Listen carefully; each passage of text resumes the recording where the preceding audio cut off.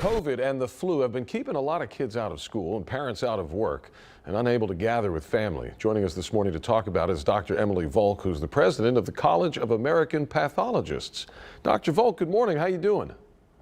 Good, thank you. Glad to be here. Yeah, this is, we've been talking about it. It's hit so many families hard.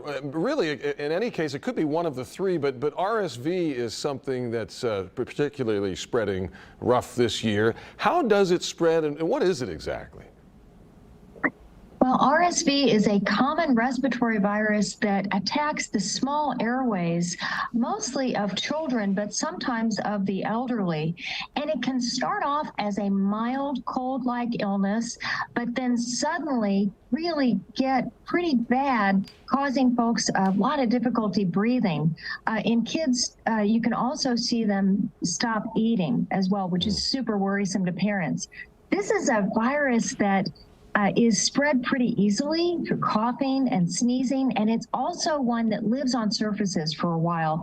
So virus on doorknobs and on countertops can be easily picked up and make people sick. So this is a virus that we don't have a specific treatment or vaccine for.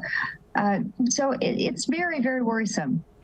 I've always just, assumed that the RSV is associated with the common cold, but this seems like it can get much more serious than that. That's right. It's a different virus than the ones that typically cause the common cold. And what we're seeing is really the results of an immunity debt. Over the last several years through the pandemic, we've done a pretty good job of keeping not only COVID-19 at bay, but also other common respiratory viruses. And so fewer infections during that time means, fewer people became immune to these viruses.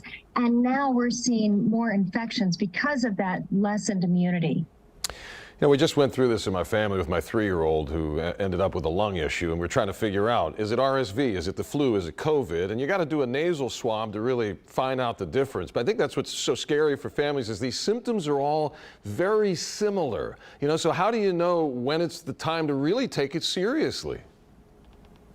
Well, when you have trouble breathing, you can't catch your breath, you've got symptoms that are not easily controlled with over-the-counter medications, that's when you need to go to the hospital. And as a pathologist, I can tell you that getting that test in an urgent care center or an emergency department does a lot to tell us whether or not you've got RSV, COVID, or seasonal flu. Mm-hmm. What advice do you have for families? Obviously, everybody wants to, well, not everybody, a lot of people travel this time of year. What's your advice to those folks? Right. Well, for folks who, just want to be well during the holidays or travel, one of the most important things you can do is get vaccinated for the things we have vaccines for, like seasonal flu, like COVID-19. We know that only about 68% of Americans got that first vaccine for COVID-19. And then of those, only 50% got that booster, and then of those 50%, only 13% got that most recent booster that really protects us from that Omicron variant, which is very prevalent still.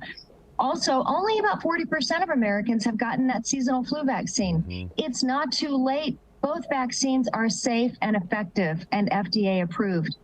80% plus of hospital beds across the country are taken up, and we know that emergency departments are filled with people who are sick with respiratory viruses. So getting those vaccines to prevent illness helps a lot. Masking during travel, also very helpful. Masking, the vaccines, the message is heard loud and clear. Dr. Emily Volk, president of the College of American Pathologists. Doctor, thanks for your time today. Appreciate it.